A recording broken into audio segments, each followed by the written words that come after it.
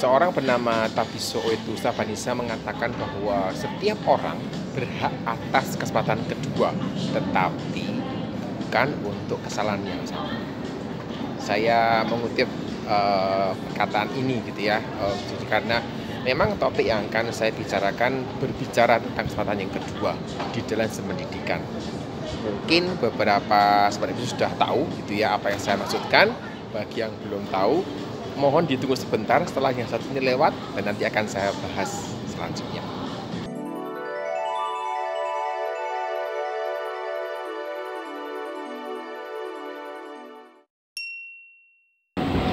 Apakah ada di antara sahabat SMP yang tidak mengenal istilah yang namanya remediasi? Saya pikir semuanya tahu. Ide besarnya adalah siswa itu bisa mendapatkan ujian ulang. Jadi sudah ujian nih gitu ya, kemudian nilainya kurang oke, terus dia bisa mendapatkan ujian ulang. Dan ini yang saya sebut sebagai kesempatan yang kedua.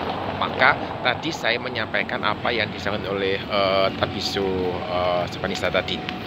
Pertanyaan paling penting adalah apakah yang namanya remediasi ini itu adalah hak siswa. Ini yang saya itu agak berbeda pendapat dengan banyak orang mungkin gitu ya, karena saya merasa bahwa tidak selalu demikian, apalagi memang tergantung ya bagaimana siswa ini mengerjakan tanggung jawabnya. Buat saya, siswa yang bertanggung jawab dalam belajarnya itu berhak mendapatkan remediasi. Jadi ketika kesempatan yang pertama itu dia gagal, tapi dia belajar gitu ya, maka dia berhak untuk mendapatkan remediasi. Gagal bisa jadi mungkin dia tidak fit, mungkin ada masalah di keluarga, dan menurut saya kesempatan kedua itu layak untuk diberikan kepadanya. Maksud saya, ketika dia sudah menyiapkan diri dengan baik dan hasilnya buruk, ini menjadi sebuah kesempatan yang kedua buat dia untuk bisa memperbaiki diri. Toh situasinya mungkin sudah berbeda gitu ya, mungkin sudah sehat, mungkin masalah keluarganya sudah lebih baik situasinya walaupun mungkin belum selesai, dan ini bisa menolong dia untuk mendapatkan hasil belajar yang lebih baik. Lalu bagaimana dengan siswa yang tidak bertanggung jawab? Artinya ya tidak belajar dan seterusnya, tidak mengerjakan PR, tidak mengerjakan tugasnya, sering bolos. Nah itu buat saya, siswa yang demikian, maka ketika dia gagal dalam ujian, itu hal yang wajar. Artinya, lalu dia tidak belajar kok. Maka wajar kalau dia itu mendapatkan hasil belajar yang buruk. Dan mungkin gitu ya, mungkin dia bisa dapat remediasi, tapi tidak selalu. Karena memang tadi yang disampaikan oleh Tabiso tadi saya setuju bahwa setiap orang berhak atas kesempatan yang kedua, tapi bukan untuk kesalahan yang sama. Artinya dia belajar tidak untuk menghargai gitu ya kesempatan yang pertama, belajar tidak dia untuk menghargai remediasi yang diberikan. Kalau setiap kali ujian nilainya buruk gara-gara tidak belajar dan diberikan kesempatan untuk remediasi, saya kira dia tidak pernah belajar. Dan saya melihat bahwa kesempatan kedua itu tidak akan selalu datang lagi, dan ini menjadi sesuatu yang kita mesti perhatikan. Siswa mesti belajar memberikan bagian terbaiknya ketika dia belajar. Siswa mesti bertanggung jawab untuk hasil studinya. Ketika sedikit-sedikit ada remediasi, itu tidak memberikan siswa tanggung jawab yang terbaik. Ada kisah yang menurut saya kurang pas begitu ya, karena ada beberapa sekolah yang memberikan remediasi itu berulang-ulang untuk siswa hingga siswa ini mencapai SKM, standar kompetensi minimal. Menurut saya ini mengajak siswa untuk setiap kasus gitu mendapatkan kesempatan yang kedua, sehingga dia mungkin tidak pernah menghargai ujian yang pertama. Dia mungkin menganggap remeh hal-hal yang diberikan ketika ujian, karena selalu melihat ada kesempatan yang kedua, mudah meremehkan, selalu ada bahan cadangan begitu ya, dan menjadi kebiasaan yang tidak baik menurut saya. Sesuatu yang mesti dihilangkan, karena memang yang namanya kesempatan kedua itu tidak selalu hadir, tidak selalu ada. Di dalam dunia nyata, dalam dunia kerja, tidak semuanya ada yang namanya kesempatan kedua ini. Sehingga siswa mesti belajar untuk menghargai pada yang pertama tadi. Dalam banyak hal sebenarnya remediasi ini menguntungkan sekolah. Kok bisa? Gitu ya. Begini logikanya. Sekolah ini dinilai kualitasnya, dinilai menjadi sekolah yang baik atau tidak, itu berdasarkan rata-rata SKM-nya. Jadi ketika rata-rata SKM itu tinggi, maka siswa sekolah ini mendapatkan satu predikat bahwa ini sekolah yang berkualitas. Sehingga nilai buruk buat siswa yang kemudian ini diremediasi ini bisa menaikkan rata SKM-nya dong. Nah, karena bisa menaikkan rata SKM ini, maka ada sekolah yang menerapkan kebijakan siswanya itu diremediasi sampai semuanya selesai. Orang mengatakan, loh, kan memang dibolehkan. Ya, memang dibolehkan. Tetapi saya melihat bahwa ini tidak memberikan metode tidak memberikan metode pembelajaran yang benar-benar pas begitu. Tidak memberikan situasi pembelajaran yang benar-benar pas yang mendidik siswa untuk bertanggung jawab dalam belajarnya.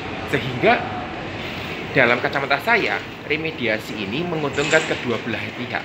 Menguntungkan siswa karena dia bisa memperbaiki nilainya, bahkan untuk berkali-kali, bahkan untuk hal-hal yang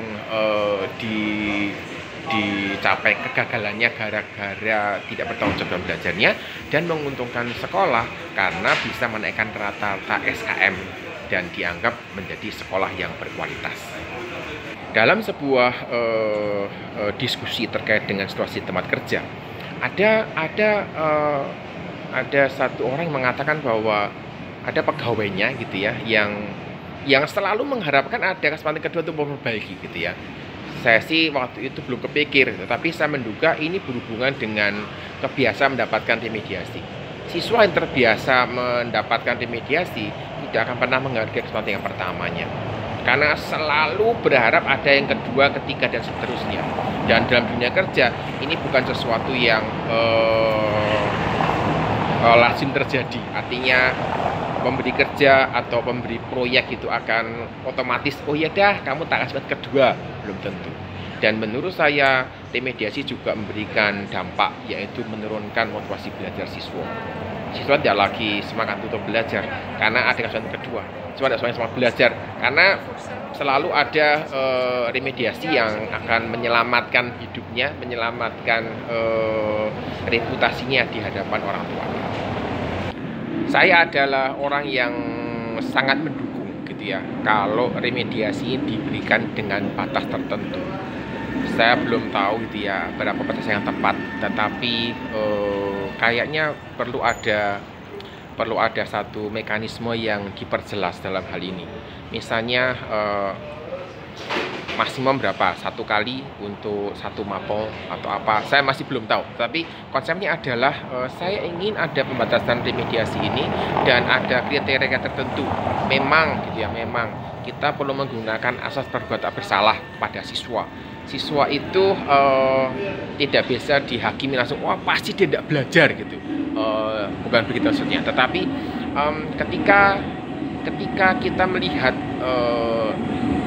rekam jejak siswanya ini adalah siswa yang tidak bertanggung jawab dalam belajarnya, sering tidak mengerjakan tugas dan seterusnya, maka mendapatkan nilai yang buruk itu adalah sesuatu yang wajar. Hanya saja ketika nilai buruk ini diperoleh karena kondisi keluarga dan seterusnya, maka menjadi hal yang berbeda. Dan semuanya dikembalikan kepada sekolah masing-masing gitu. Dan apa ya, kayaknya perlu ada semacam diskusi lah untuk bisa memperbaiki situasi-situasi seperti ini. Jadi pada prinsipnya saya tidak menolak remediasi, tidak, tetapi saya mengharapkan bahwa remediasi perlu diatur supaya tidak memperburuk gitu, situasi pendidikan yang kita hadapi saat ini. Ya memang urusan remediasi ini kadang-kadang bikin repot gitu ya. Tetapi kalau kita bicara tentang proses belajar, memang kita perlu memberikan kesempatan yang kedua kepada siswa untuk memperbaiki diri selama memang kegagalan di yang pertama itu bukan karena dia tidak belajar.